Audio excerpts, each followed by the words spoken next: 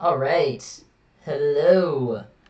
Hello to YouTube, at least. So I'm going to do this on both YouTube and Instagram. I have my Instagram camera here. So we're going to start Instagram and see how this goes.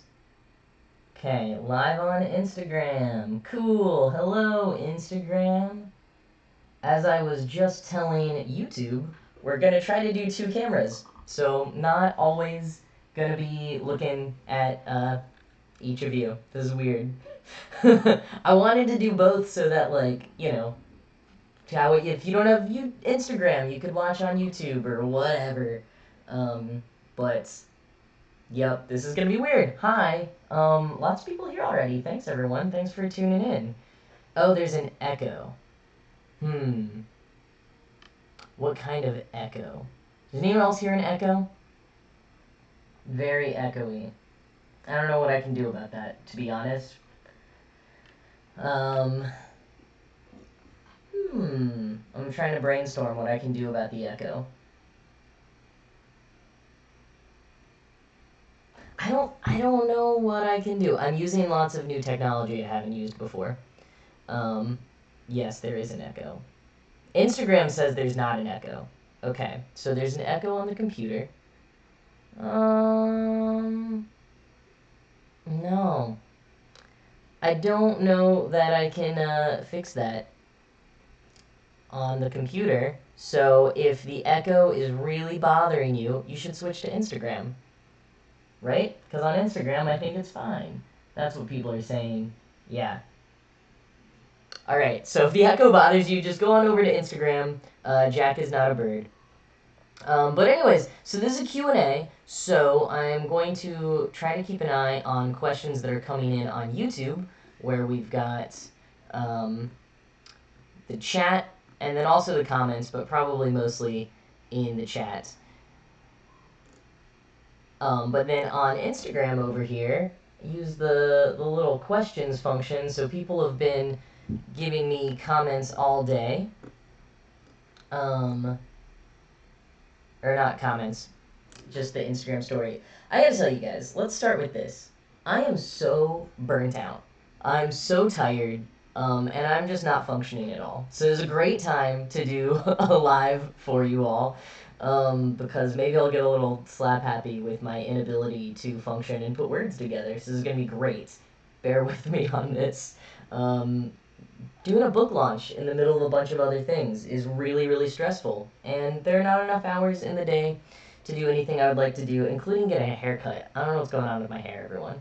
I think what I'm going to do, I am getting a haircut later. I finally scheduled one. I think I'm going to keep it long here and then go real short on the sides. You know, just that classic white boy Phil from Rugrats look. Not that bad, but something like that. Yes, I know. So headphones could technically work, but it's, from what I know, this particular problem would not be solved by headphones. We're talking about the echo on YouTube that people can hear. And yeah, probably software settings. I had to download a new encoder right before starting this, and I have no idea how it works, which is why I'm like, I don't know how to fix this. So we're just not gonna fix it. Sorry, and if it bothers you, go to Instagram. But anyways, let me just check in on everything that you guys are saying, you folks are saying, before we dive into some of the questions. So we're doing, I decided to do a Q&A because I have a book coming out in 2 weeks from today. Exactly 2 weeks from today. I'm looking up at my calendar. It's over there. That's where my calendar is. I could show Instagram. Wait, maybe I don't want to show Instagram because there could be important stuff on there I don't want you to see. I always get excited to, like, show people my to-do list and my calendars, and then I remember, oh wait, that's, like, super personal. I don't want you to see that. And now my tripod is stuck. Okay, let's just do that. Sorry if that was, like, loud on the microphone. Listen, I apologize for everything right now. This is gonna be a terrible, terrible live stream, but thank you all for being here. Okay, oh, first of all, here's the book. This is what it looks like. This is an actual finished copy with some of my bookmarks in it already. And Nice book plate from Simon & Schuster. Here, you too. The book. This is what it'll look like when you all get it. If you haven't pre-ordered it yet, you should pre-order it. On the internet, at your bookstore. Tell your library to request it. I'm so tired. Why am I doing this? I appreciate all of you, but why am I doing this? Hi. Okay, let's start with some questions. Maybe if I have some format and functionality, then I can function. Apparently not. Okay.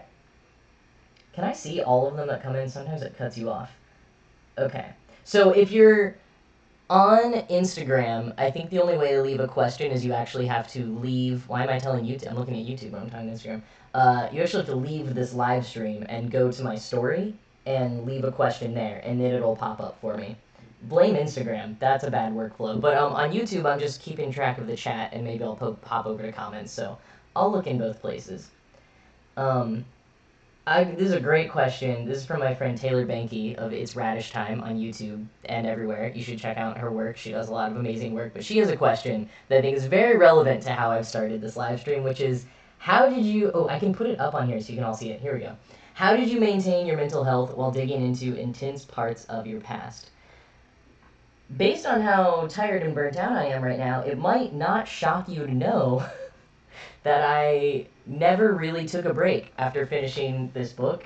I've just kept on going and didn't ever really take time to process anything, and I'm very tired now.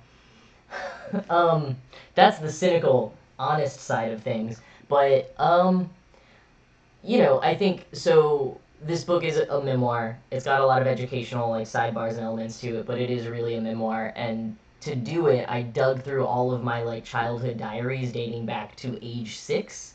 The 6-year-old elementary school ones weren't that emotional, but definitely the parts that were high school and college, and when I was figuring out my gender identity, and when I was super depressed. I mean, I don't know about any of you who journal, but I often journal in the times when I am the most high-strung, going through intense things. It's not really representative of who I am as a whole. It's just the hardest moments in life. And so that's what I read through. I spent a month where the bulk of my days were reading through old journal entries. So that was tough. I think tougher than I let myself admit to at the time. And I think the main thing that I have done to maintain my mental health as much as I maybe have is that I try to really have a work-life balance. I really try not to work in the evenings or through the night. I try to have my weekends. That doesn't always happen because I'm just constantly behind on work, but doing that is helpful. And also I've got a good group of friends who I can vent to, who I can talk to, or who I can pretend that I don't have problems and that I haven't been writing through my trauma all day with, that I can just forget about everything and unplug. I think having all of that is really good. Being able to remember that the thing that you're working on or the identity that you're dealing with is not the sum of your being, and that there are other parts of life, that is the biggest thing. Yeah. So let's go back and forth. So that was an Instagram question. So let me look up let's see if we've got anything coming in on YouTube. We definitely do. Here's a great question from Noah. How did you feel writing a memoir at your age? I mean, your life is not over by a long shot, hopefully, haha. I mean, yes, none of us know when we're going to die. Well, most of us don't know when we're going to die. And just because this is always a thing people don't realize, I am 29. I am still very young, but I am not as young as I look and am assumed to be. But still, writing a memoir at 29, what? I had to really grapple with that, of feeling what right do I have to be writing this. One thing that helped me was actually in this book, Balls, by Chris Edwards, which is another book by a white trans guy. Go figure. But he talks about something that is, it's basic literature 101 if you've taken college level literature courses, but for me it was mind-blowing for some reason, just having him articulate it a certain way, which is the difference between a memoir and an autobiography. And so an autobiography is a more complete, just sort of factual thing. whereas a memoir is usually focused on like one element of your life, and it's a lot more sort of reflective, maybe a little bit more literary and stuff. And I was like, okay, so if I'm writing a memoir, I am not claiming to have had this complete life. I am focusing on one element of my life that, in some ways, by some definitions, is maybe kind of complete. I'm reflecting on one element of my life, which is, of course, gender and transition and all that kind of stuff. And so that sort of helped me feel better about the fact that I'm writing a memoir at my age. Although, I mean, it's something I will forever be self-conscious about, but one problem with it is I think I've talked about this publicly. It's a big problem that I talk about to people privately all the time. I get really frustrated that in order to tell anyone what my work is and what I do, I have to out myself as trans. And I have found that if I'm in spaces just conversing with whoever, and I mention that I wrote a book, which I don't like doing, first of all, but if I mention it, then everyone's like, oh, what is it? And then I'll say, like, oh, it's a memoir. And then they're like, you're 29, like, why are you writing a memoir? Something, like, extraordinary must have happened in your life. And then I have to admit what that extraordinary thing is, which really, in our community, it doesn't feel that extraordinary. So that's something I have to grapple with the fact that I wrote a memoir this young. Recently, I was talking to someone else who wrote a memoir when he was 29. Dylan forgot his last name, but he wrote The Last Time I Wore a Dress, which was a memoir of a trans guy in 1997. It was one of the earlier modern trans guy memoirs. I definitely recommend checking it out. I actually haven't read it yet. It's been on my TBR for years and years and years, but I met him recently and he was really awesome. So, anyway, that's how I feel about writing a memoir when I'm so young. Ugh. Alright, let's go back to Instagram and see another question here. Are you growing out your hair? I'm kind of growing out the top a little bit right now, just seeing what happens. And then I'm sure I'm going to regret how my hair looks in all of my big book launch. It's like a big milestone in my life, and I'm going to have all these pictures and videos of it, and then I'm going to be like, why were you doing that haircut, dude? Okay, that was like more of a silly one, so let's do one more from Instagram. Okay.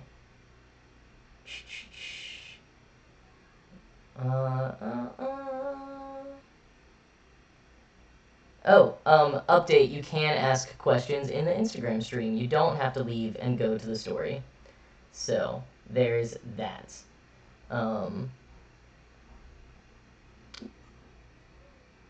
Okay, I thought my roommate was home. She's probably going to come home in the middle of this. Someone asked, why is it called Sorted? So, my book is called Sorted. The full title is Sorted, Growing Up, Coming Out, and Finding My Place, which one day I will memorize and not have to read the title of my own book off of my book to know the title of my book. It's called Sorted for at least 3 reasons. Number one is what the iconography on the cover kind of shows you, being sorted into a gender. And quick thing on that, because I got a little bit of feedback of like, why is it just male and female? Why isn't there like, non-binary or other or something? And that's because the intention with the idea that you are sorted is that you are sorted into a gender without your input. And so it's the whole sort of, the oppressor, the institution sorting you into a gender, and those folks still just do the binary ones, so it's that sort of thing. It's the more like assigned gender at birth thing than the what I actually am. So yes, sorted into a gender. And then the idea of sorting it out. Like, this is a little bit more of a Britishism, but when they finish something, they're like, sorted, cool, done.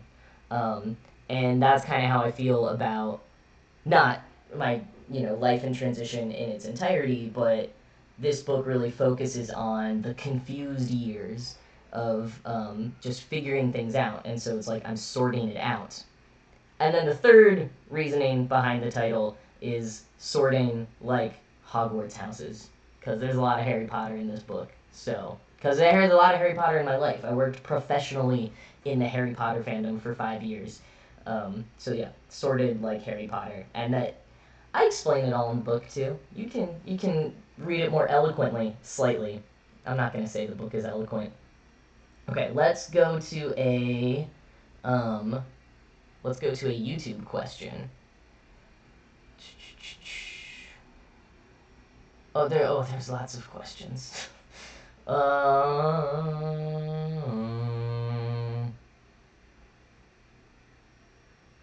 one quick one. Do I play the piano? Not really. I know there's a piano in the background for YouTube. I mean, I started taking lessons when I was 6, and I like bopping around on it still, but I will not play for you guys. I think I did a little bit in one video one time. Just knocked out some chords for a quick parody. It was terrible. Don't go finding it. Are there plans for an audiobook? Yes! I recorded the audiobook. It's me reading it. You can pre-order it on Audible or Google Play. You can get the CDs. I think it's going to come out in CDs. The audiobook people actually emailed me the proper links they want me to be sharing, so maybe I'll post those out soon. But yeah, the audiobook is going to come out the same day as the book, which is September 24th, 2 weeks from today. So if you are an audiobook listener, instead of reading on books, if that's your preference, then you can absolutely get the audiobook on the 24th. All right, let's go. Thanks to people in the comments who are answering questions for me, because there's a lot of questions. Will Sorted be... I'll do that real quick on here. Will Sorted be translated in other languages? Probably not immediately, if ever. I'm not positive how all that stuff works.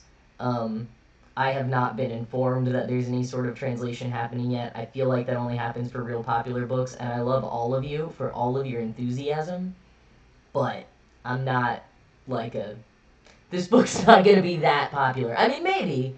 That would be great. But I would say for now, probably not. Let's see. Oops. So I'm going back to a YouTube question.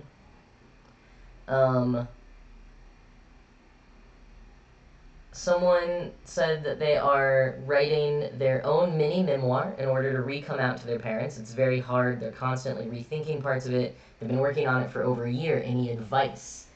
Well, first thing that sort of stands out to me there is that you've got maybe a couple of different intentions for it, or maybe just your intention is coming out to your parents. I find sometimes, and I'm not great at this, people usually have to tell me this, but I find sometimes if I'm trying to work on a project that has too many objectives, then it's very hard to complete that project for one sole objective.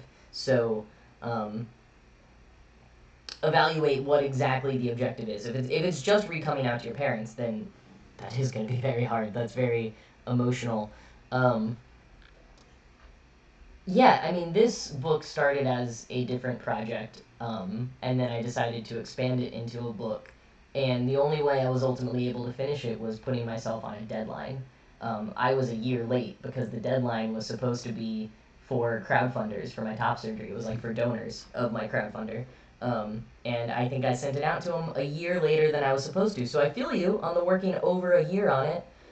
This stuff is really hard. I mean, writing in general takes a long time, but when you're writing something so intensely personal, that's going to take even longer because it can be hard to motivate yourself each day to write it because to write it means opening up this wound or whatever every time that you want to dive in. It's not just, oh, I'm not feeling creative. It's, oh, I'm not feeling like I want to tap into this really tough thing right now.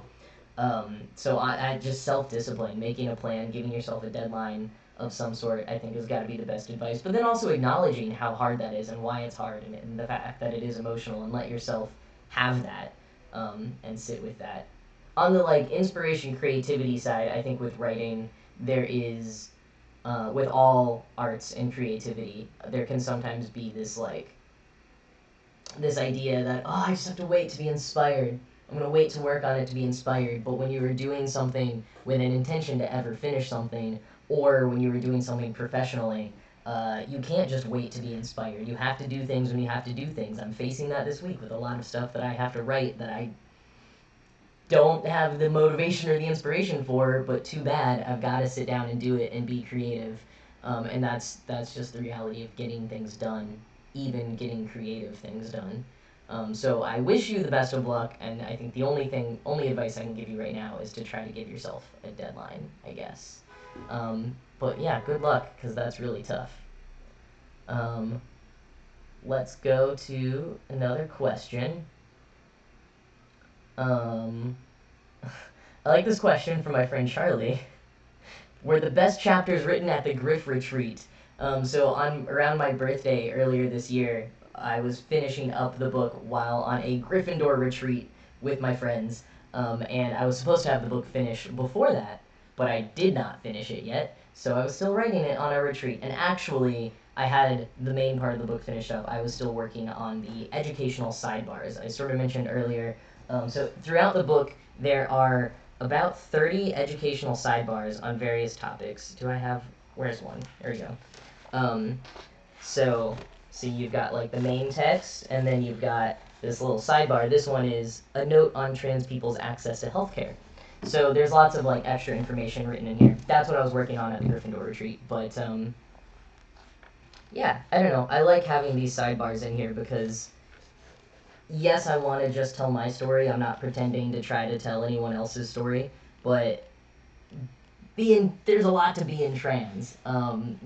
If you are trans, there's a lot of things that you're trying to learn about yourself and your options for transition or whatever. And if you're not trans, there's so much to learn and understand. That's, we need a whole glossary to go with us and stuff. So that's why I wanted to add all these sidebars in here.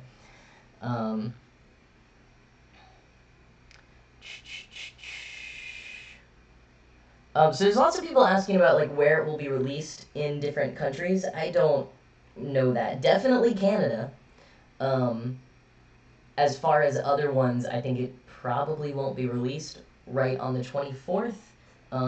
Simon and Schuster, I think, has, partnerships or jurisdictions in other countries, and depending on how well the book does, then maybe it will get released in these other countries. I could get corrected by my publisher, but I'm pretty sure it's just the US and Canada on the 24th.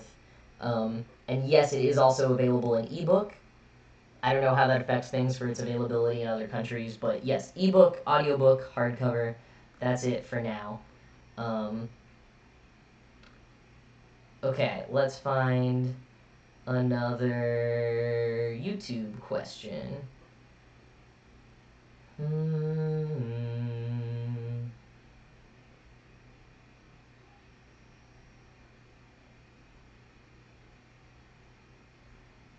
There's lots of questions that are not quite related to writing that I'm tempted to answer, but I'm going to try to answer writing book ones first, and then maybe we'll get to some non-ones.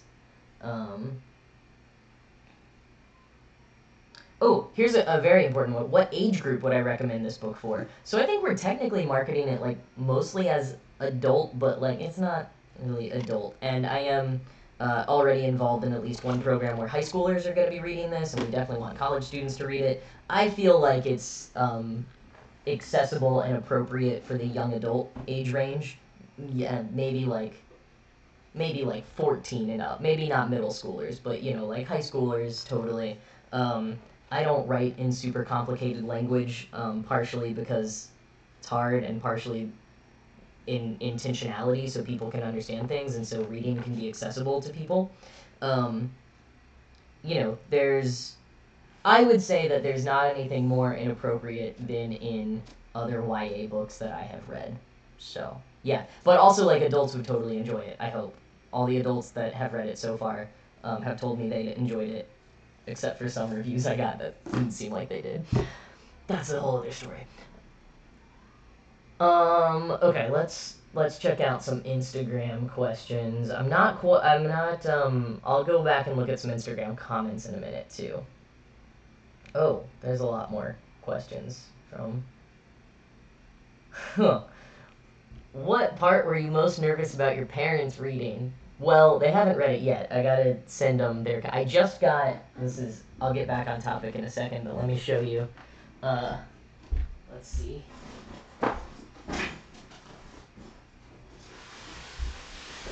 All of these... Oh, Instagram can't see. Well, Instagram. There you go.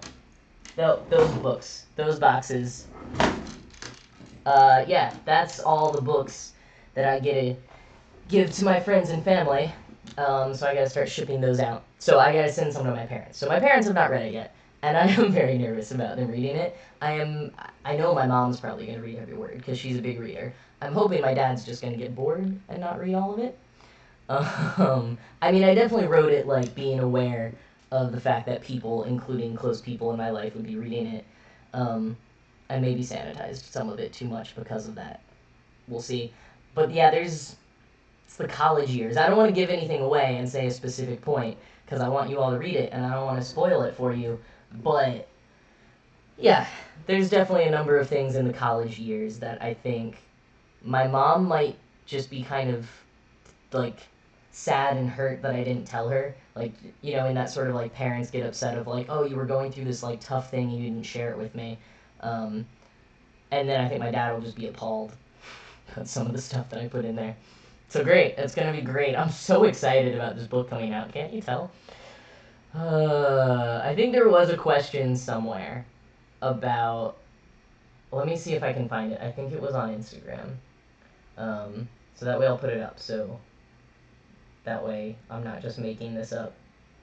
Because I was about to talk about something that I think is answering a question. So let's see here.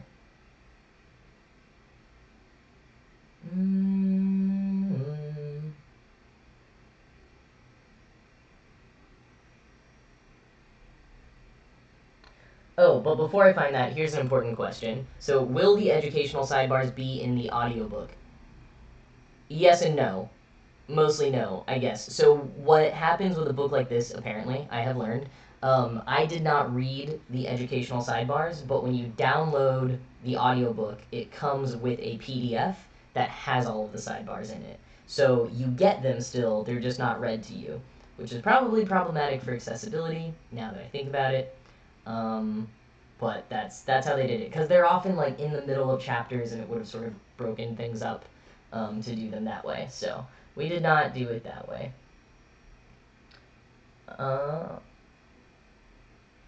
Oh, another good one. Are all pre-ordered books signed, or just the ones from the specific site you linked originally? Only books from DFTBA records will be signed, as far as pre-orders go. If you come to an event and you want me to sign it there, I can probably do that. Sometimes different events have different rules about that, but and if you want to see what events I will be going to or doing for the book, you can go to my website, jacksonbird.cool/events. If anyone in the comments wants to put that in there, jacksonbird.cool/events. That's where I'm updating all of the events that I'm doing around the book. Most of them are just on the East Coast. I'm sorry, maybe we'll get some other ones later. But yeah, basically go to an event or pre-order it from dftba.com. DFTB. Oh, I can access the comments too. How about that? All right. dftba.com/jacksonbird. And then I'll try to. I'm not gonna. This is too hard to type it on Instagram right now, so someone else can put it on Instagram. But yeah, just from DFTBA are gonna be signed. There might be one other way to get a signed copy, a signed pre-order soon. I will update more on that soon. There might be something happening where there's gonna be one other way, but it'll be similar to DFTBA. Like it won't. It's not like it's gonna be cheaper or something like that.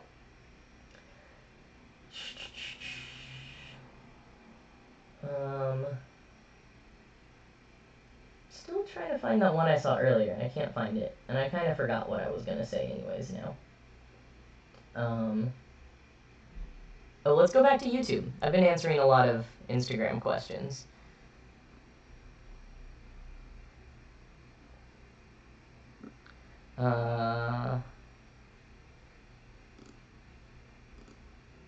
Okay. You know what? Does that fix... I wonder if that fixes my echo. You guys should let me know on YouTube if that fixed the echo. I just saw one thing. There's a delay, so I have to wait for that. But as I wait, I will check out More questions. Here's one question from YouTube. Would I ever do an event in Texas? I would like to. We're sort of thinking about one. I would love to do an event. I used to work at a Barnes & Noble when I was in like high school and college, and I think it would be fun to do one there, or maybe at my old college. Oh my gosh, I fixed the echo. Cool. There was great. Glad for you all. Sorry it took so long for me to figure that out. Like I said, I've been using new software that I literally downloaded 5 minutes before this started. But back to the Texas question, yeah, I think it'd be really fun to do an event in Texas. There's a lot of bookstores in Austin I like Book People. Would love to do something at Book People, or the Austin Public Library is beautiful, or just anywhere in my hometown, or anywhere in Texas. I'm from Texas. I love Texas. I know it can be fixed, but we're working on it. Okay, more questions. We'll keep going to like 6:15 or 6:30.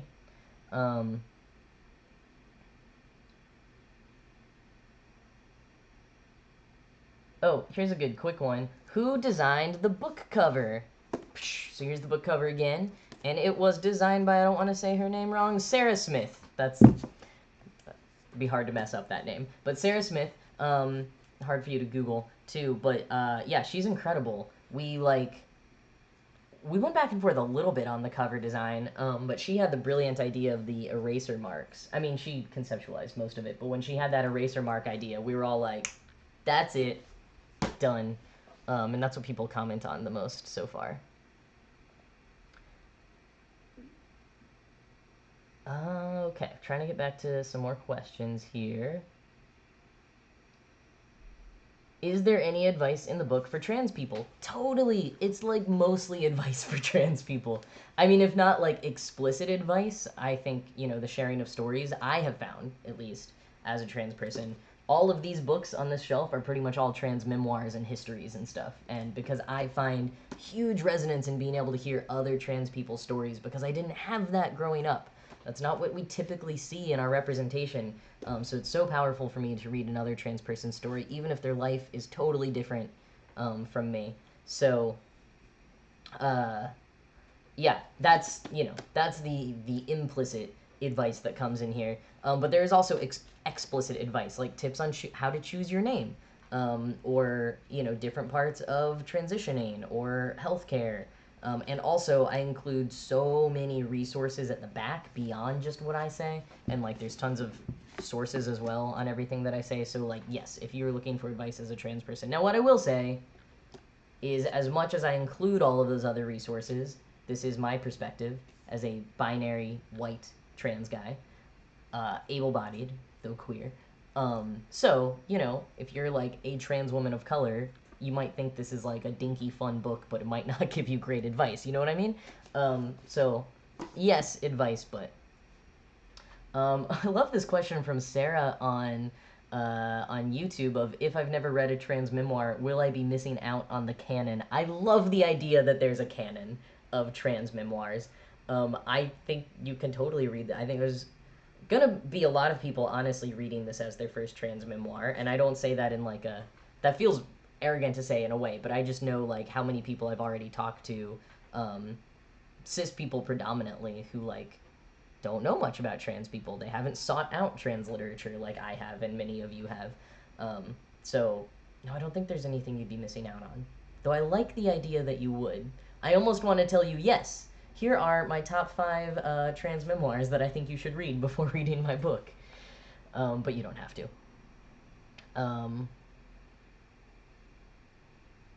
Okay, let's check out some Instagram ones.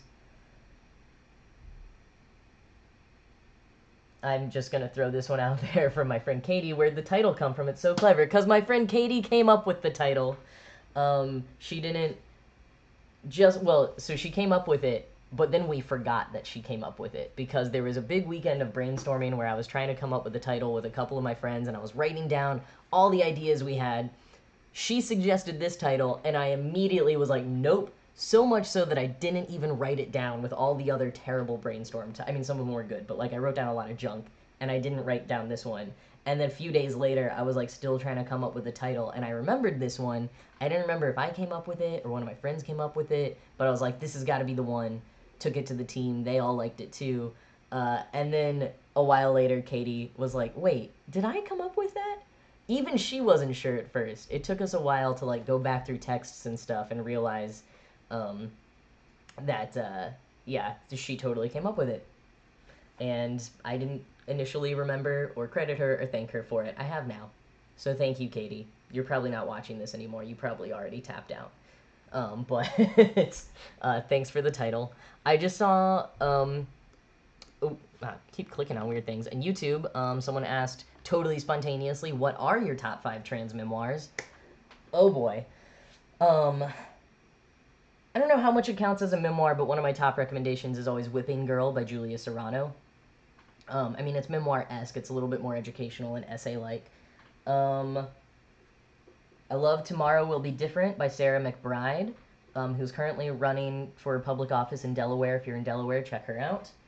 Rethinking Normal by Katie Rain Hill. Katie is a friend. I like her very much, and her book is very well written. I really like, I like all trans memoirs. I think they're great, but I especially like ones by people who like really want to be writers, and so like ones where there's really good prose too. So another good example is Skylar Kergill's memoir, Before I Had the Words.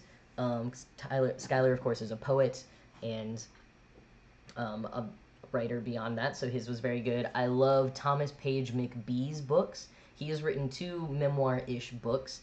I only own one of them, I think. Where?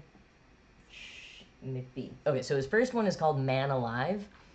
He wrote that about 5 years ago. And then his second book is called Amateur, and it's a true story about what makes a man. So it's a treatise on masculinity, basically, like what does it mean to be a man, and it also follows him becoming an amateur boxer and the first trans boxer at Madison Square Garden. So I like all of those books. How many was that? 1, 2, 3, 4. That was 5. There you go. I guess that's my top 5, but I love so many others, clearly. And if you would like to see the dogs are barking. I don't have dogs. Nearby dogs. I live in New York City. There's dogs everywhere. But if you follow me on Goodreads at JACKISNOTABIRD, I've got a couple of bookshelves of like trans books that I recommend, queer books that I recommend. So yeah, you can check more out there. I might have gotten asked this somewhere on Instagram too, but I'm seeing it on YouTube. Would I write another book? Yeah, totally. Want to write so many more books. I always wanted to be a writer since I was in like preschool, but I sort of like lost that in college and after college because life happens, and kind of just like abandoned writing for a while. So this is like part of me getting back into it and kind of getting a foot in the door. But yeah, I've got novel ideas, I've got creative nonfiction ideas, got history ideas, historical fiction ideas, lots of ideas.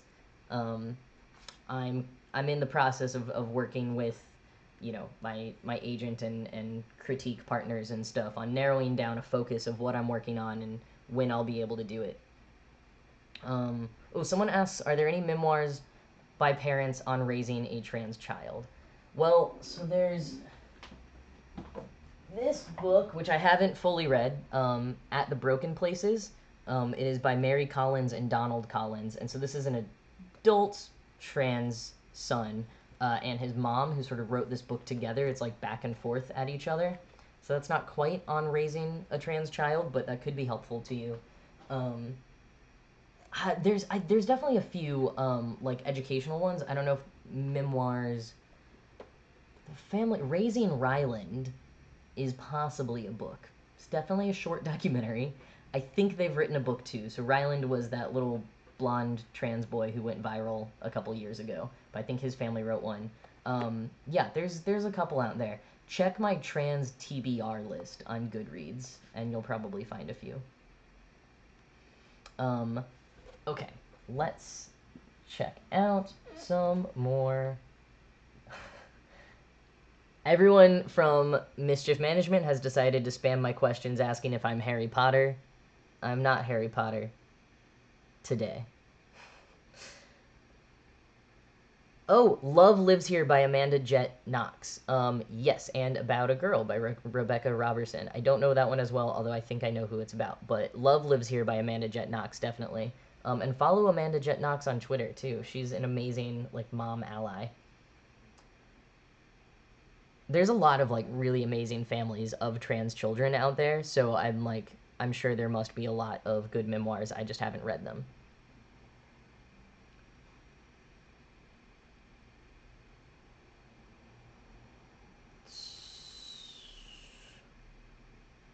Okay, just looking through for some more questions.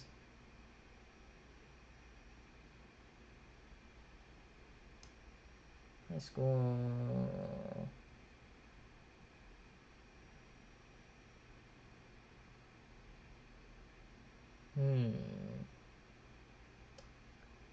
I'm not going to tell you other titles that I went through because they were terrible. I mean, maybe if I found the doc where we were brainstorming, there's some funny ones. But the ones I was seriously considering, I do not like.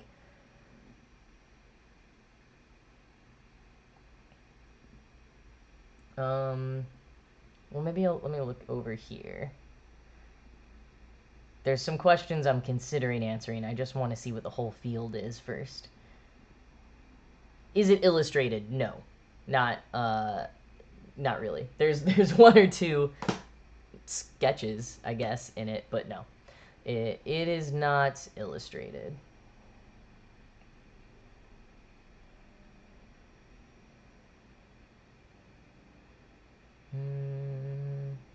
Will my book waffle? Maybe I'll have enough extra copies to try that on one. I've never waffled books because it just seems boring. It doesn't seem like it would be that exciting to watch. But hey, we could still try it.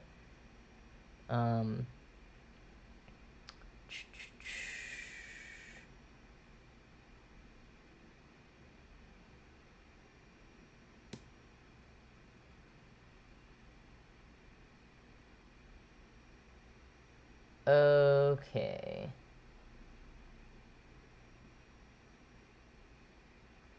Sorry, there's a lot of comments to read through. And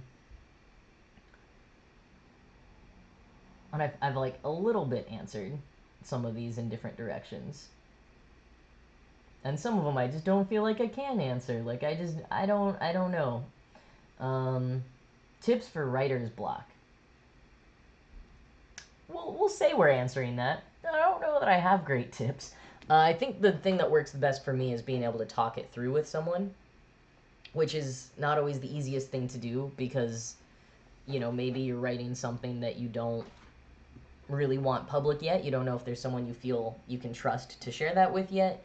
And then also, you know, especially we were talking earlier about writing more emotional stuff. Like, you've got to always be aware when you are ranting or venting or asking for support from someone that they have the capacity to take that on if there's a big emotional burden with it. So that can be tough, but I definitely find it's the best thing for me if I can talk through an idea with someone. All of my friends know this. I'm constantly like, I've got this idea, or I need this joke that I haven't been able to phrase correctly or something. People are always helping me with that.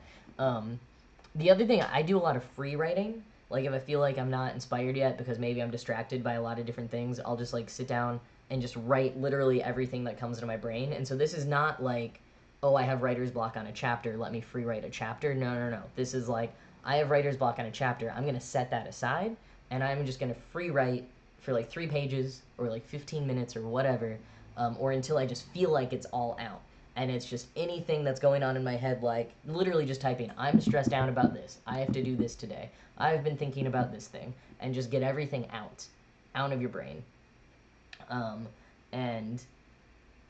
And then you have a little bit more brain space, hopefully. And maybe that'll, you know, sometimes it can transition into whatever it is you have writer's block on, and that can help you come up with stuff.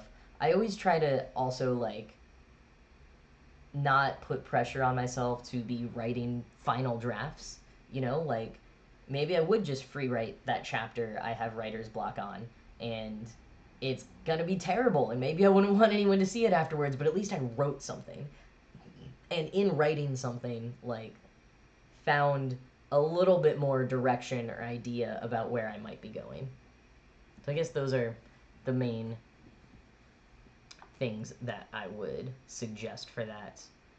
Got a question on YouTube that is slightly book related, because I guess my entire life is book related at this point. Did you ever have a moment when you were about to tell somebody that you were trans and didn't? Yes, lots. Lots of them. Um, some of which are written about in the book. A couple aren't. There's, especially after like finishing the book, I feel like I keep thinking about these parts of my life that like maybe could have been in the book, but they aren't. I think there was a question about like things I decided not to put in the book, and like how do you make that call? So I'm gonna make up that question, but the question being like, how do you decide what to put in the book and what not to? When it's a memoir, it's about your life.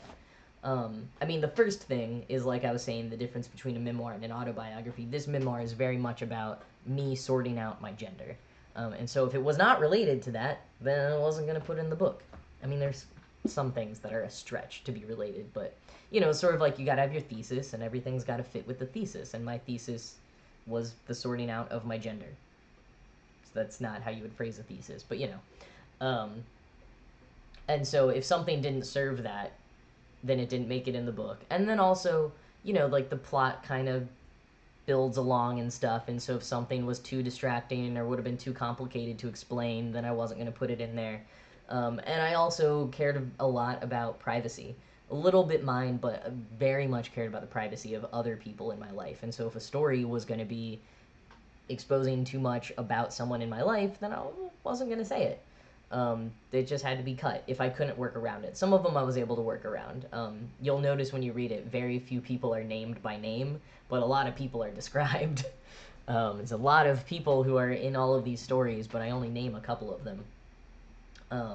So that's kind of how I could make the call of what would go in and what wouldn't. There's maybe some other things in my life that could have fit all of those requirements though, and I just forgot about it at the time. Um, okay, let's go. Oh, I keep surprising myself by clicking the wrong thing.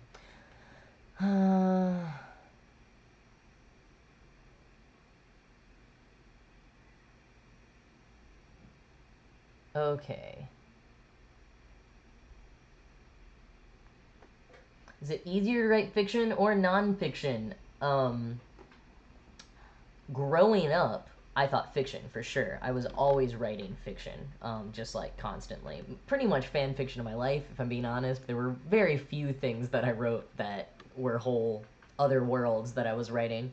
But that felt way easier, and I was very intimidated by the idea of nonfiction writing. And I think mostly because, to me, growing up, nonfiction writing was like papers and essays that you write at school, and I didn't like doing those as much as I liked writing fiction. But then, you know, like I said, I went through a period of time where I wasn't writing as much, except for like video scripts and social media copy and press releases and stuff like that for my job in communications. But I wasn't writing anything creatively. Um, and I wasn't writing like fiction either. Um, and so now that I'm like getting back into writing more, fiction scares me.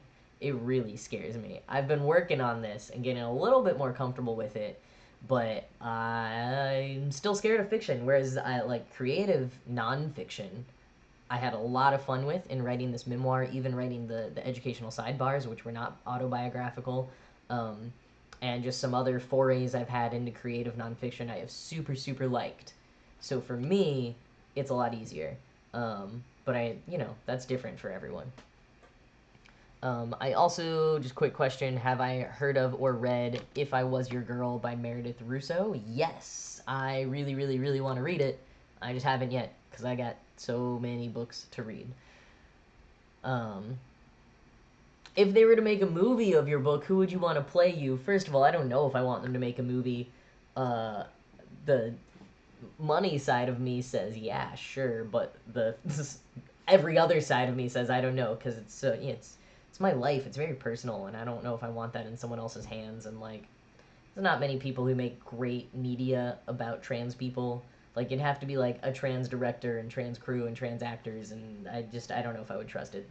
But like, let's pretend that I didn't have all these hangups with it. Who do you all think should play me in a movie of my life? Probably all gonna say Ed Sheeran, because everyone just tells me I look like a young Ed Sheeran, even though I'm older than him. That's what YouTube comments always are. Yeah, comment and tell me who you think should play me. Um,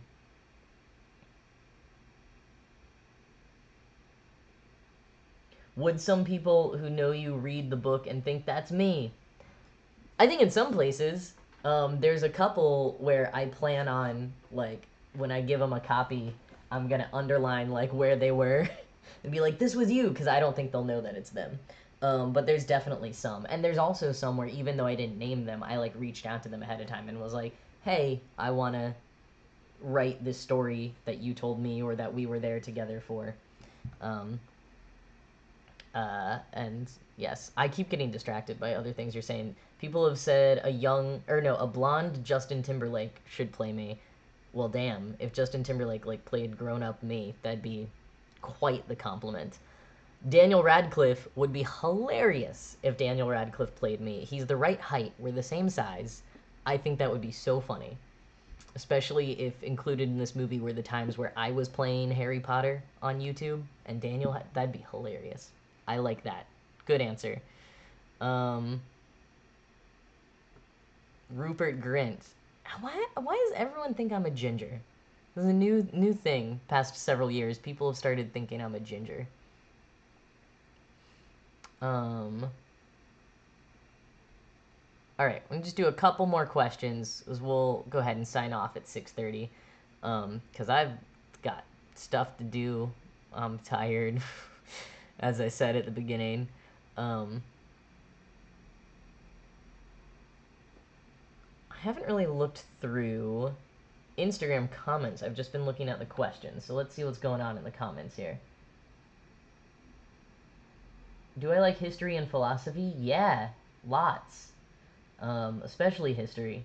Philosophy, I'm a little burnt down on because we did a lot of philosophy for my comparative literature degree at NYU, and so I'm a little on that. But someone asks what Goodreads is. Goodreads is a website where you can explore books you want to read. You can track the books you are reading, get recommendations from friends. You should check it out if you like books.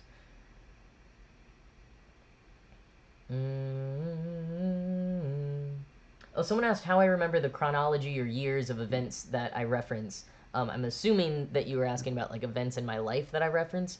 It's because I journaled so much my whole life. And then in the early 2000s, social media happened. So sometimes I was able to check things on social media or like find pictures or videos that I had taken and cross check them there. There might be one or two things where I slightly got the years and stuff wrong. And I was okay with that because I was like, well, then my privacy is protected a little bit if I got something slightly inaccurate. Oh, thanks, Laura, for putting that event page in there. For anyone who joined recently, I do have a page on my website about what events I will be doing for the book. And you can go to jacksonbird.cool/events to see if I'm going to be coming anywhere near you. Because going to an event or pre-ordering from dftba.com are the only ways to get a signed pre-order copy.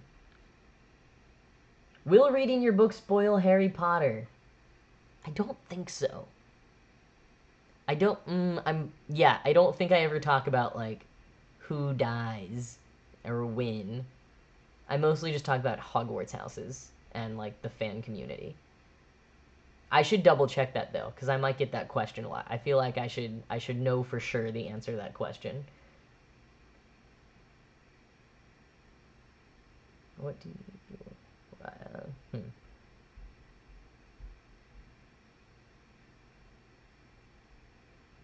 Okay.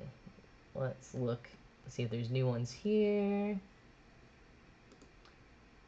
Kevin asked me when this started. I just saw. Do you have a favorite pair of socks? So, probably. I think I just need to throw out most of my socks and get new ones. I recently bought some pink socks with some eggs on them, and I haven't worn them yet because it hasn't been cold enough to wear that kind of socks. But I'm excited for those socks. Yeah, I feel like I definitely probably have some other socks. I like all my hiking socks. I got some good colored hiking socks.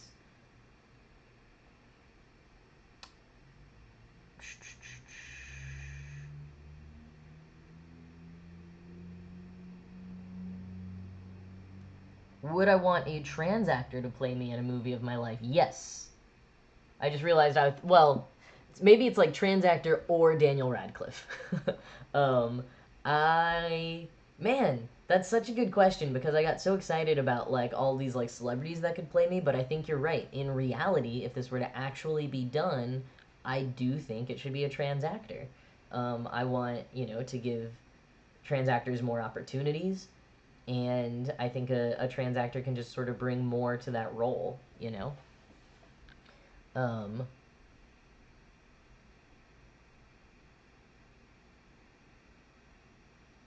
uh,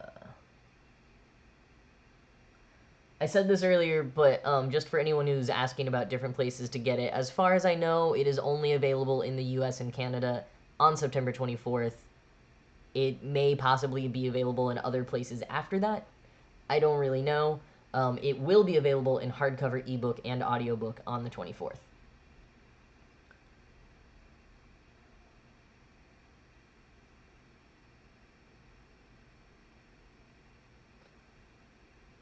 Oh, I just realized I haven't been like pressing the. So on Instagram, there's this thing I can press the question, and everyone can see the question up there, and I haven't been pressing them lately. Sorry. Um, what? Here, I press one now. What is your favorite part?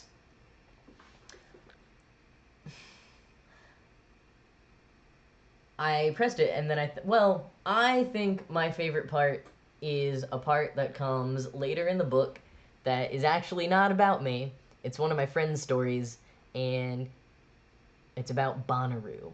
So when you get to that part and you read something about Bonnaroo, that's my favorite part. Someone asked if I get less money if they get the book from their local library instead of buying it. Like, yeah, I think so, because the library's gonna buy just probably one copy and people are gonna rent it. But, like, that doesn't. Don't worry about that. Some people have been asking me, like, oh, do you get more money if it's the ebook or the hardcover? I don't care. Like, this is barely a difference that I'm ever gonna see. I'm not really gonna know. Like, just read it, share it with people, tell people about it. That's what I care about more. For all of the like cringe and regrets and all kinds of weird feelings I have about this book, especially like the memoir part, I do really believe that this is an important book with a lot of good resources for people to have out there. So what I care about is this book getting out there in the world. I love you all so much for wanting to support me in so many ways. But um, yeah, like I also want to support libraries. I want to support people just having access to this book in some way. How much waffle talk is in the book? Not that much.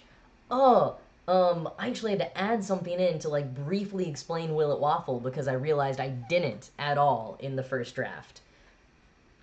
That might be the only time it's mentioned. Now I'm thinking about it. Yeah, Will It Waffle got shafted in this book. We'll have to do a whole Will It Waffle book on its own to make up for it. Um, I apologize if that's if that's why you wanted it. You pre-ordered for waffles and then just didn't happen. Uh, okay. Oh, I guess Instagram only lets you go for an hour. They gave me a countdown saying that it's going to end soon. So I guess we really are ending this. Let me see if I want to get one more question in there. Um, I genuinely appreciate all your feedback about why I look ginger. This is very helpful. um,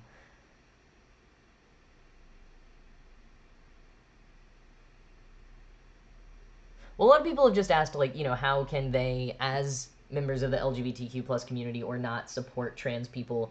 And I think the biggest things are to kind of educate yourself, so you don't have to bug them with questions, and so that you can understand the needs and the challenges of trans people in your life or people you may encounter, and to listen, to respect us, to treat us like anyone else.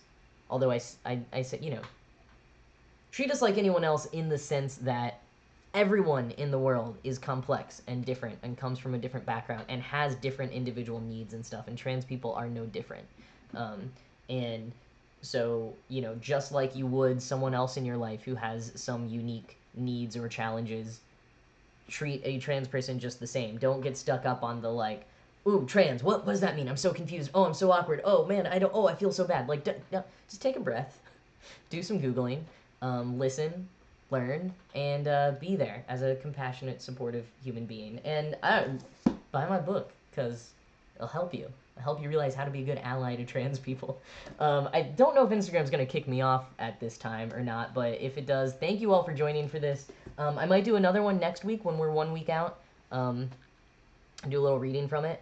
Is this 5, 4, 3, 2, 1? It might kick me out. But bye. Thank you all so much for being here. Yeah. Okay, we're still here on YouTube. Hey, what's up? I get. Let me just check out. Oh, why couldn't you save it? Instagram's telling me they can't save this thing. Amber asks, did I cover scientific or historical aspects of being trans? Yes, to the extent that I could. It's all very, surface level. I did my research, but I'm not a researcher or a historian or a scientist. But yeah, I talk a little bit about the scientific side is more on the transitioning side of things, but I definitely put a lot of things in a historical context when it comes to terminology, our historical rights, access to healthcare. A lot of that is put into the historical context. I guess since the Instagram ended, I should end this one too, but that was an interesting question I wanted to answer real quick. Some people apparently are just arriving. Sorry. You can start, once I end this, you'll be able to start from the beginning if you want. But yeah, thank you all for coming to this and putting up with me being very tired and scatterbrained and that echo that I didn't realize I could fix until 3/4 of the way through. And again, this book, Sorted by me, Memoir and Educational Guide, coming out September 24th, which is 2 days from today. It will be in hardcover, ebook, audiobook, including audiobook CDs, so you can get it however you want in September 24th. And also, you can go to my website to check for events that I'm doing a bunch around New York and Boston. Maybe somewhere else? There's a lot. I don't remember them all right now. And if you want a signed copy, you can pre-order it from dftba.com. I'm going to put those links in the comments right when this ends, so you can see all of those links. But yeah, thank you all so much for coming, for all your questions. Sorry if I didn't get to your question, but maybe I will in a future live stream or future video. And I hope you all have a very lovely evening.